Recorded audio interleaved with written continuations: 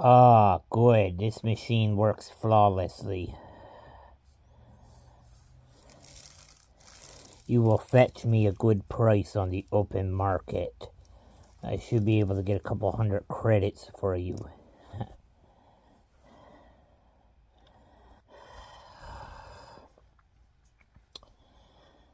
Now, let's see what I've written here on this screen. Democracy will end. This is certainty, not a conspiracy theory born out of QAnon. Democracy is reliant on the acceptance of both the common plebeian masses, the goodwill of the wealthy elites. However, with the rise of populism on both sides of the political aisle, and various groups seeking redress for slights, real or imagined, there is a growing disdain for democracy. There are those who will seek to sabotage or subvert it for their own ends. This is a fragment from the essay written by some old scholar with this machine 100 years ago.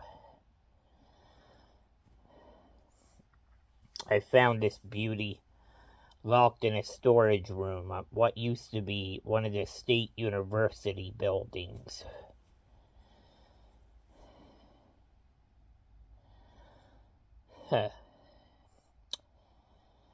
Democracy is now regarded as a failure and a fading memory, still debated by the scholars in that same state university.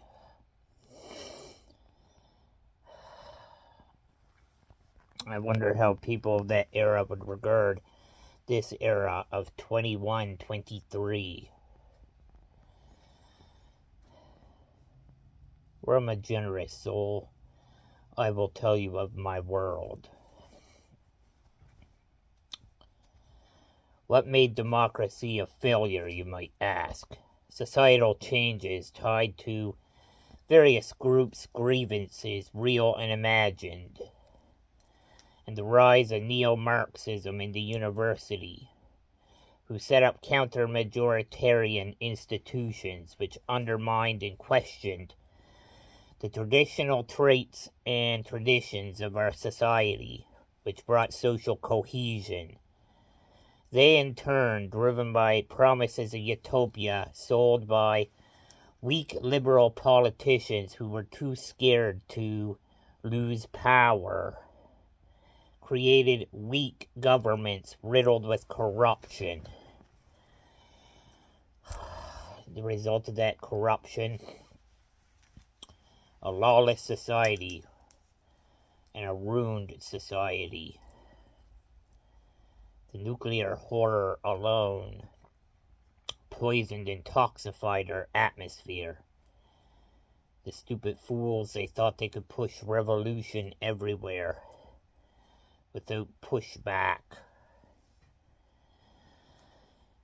To add fuel to the fire, a disease pandemic and crisis of cost of living brought on by failed policies with massive government overreach undermined democratic institutions and made people question the legitimacy, especially when they were unable to resolve the soaring cost of living and the stalled economy.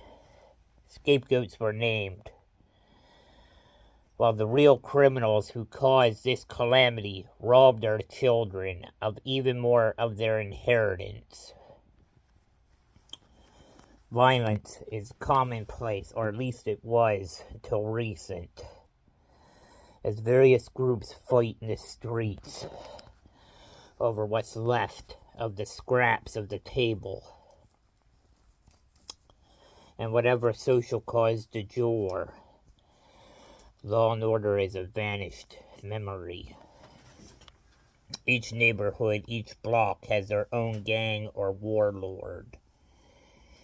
It is chaos and pandemonium out there. Housing is now a luxury for the rich, or at least it was. Things might improve, for we have First Citizen now ruling over us. The thing that these fools and Maybe they were well intentioned, I cannot say.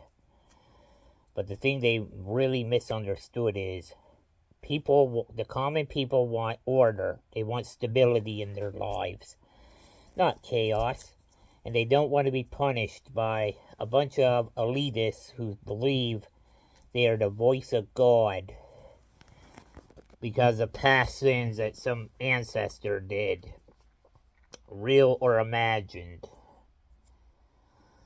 But things are improving, maybe.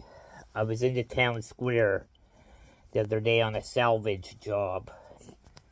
I heard the announcement. We are now living in a new age of first citizen. Mr. Smith has ascended to majority.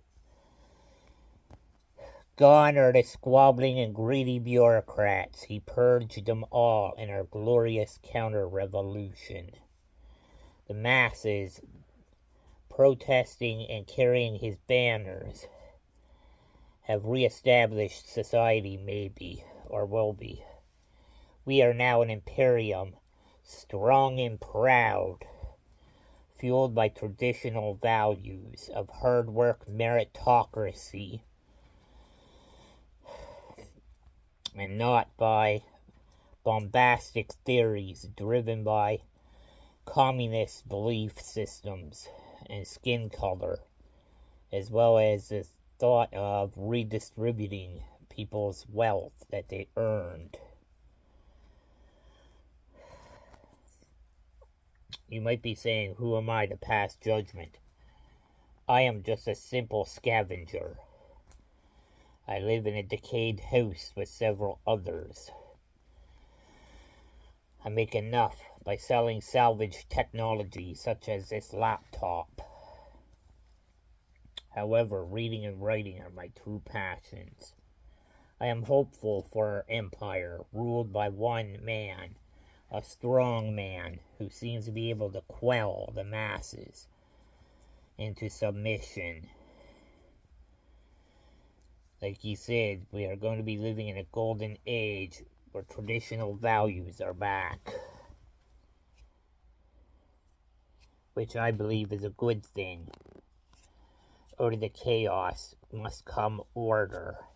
Roman hardness will carry the day. I'm going to quote the same ancient scholar whose essay I quoted earlier. Autumn turns into winter, which inevitably leads to spring again. So it is the same with society and civilization as a whole. It is good to have one man ruling over all, instead of a pack of greedy, squabbling bureaucrats.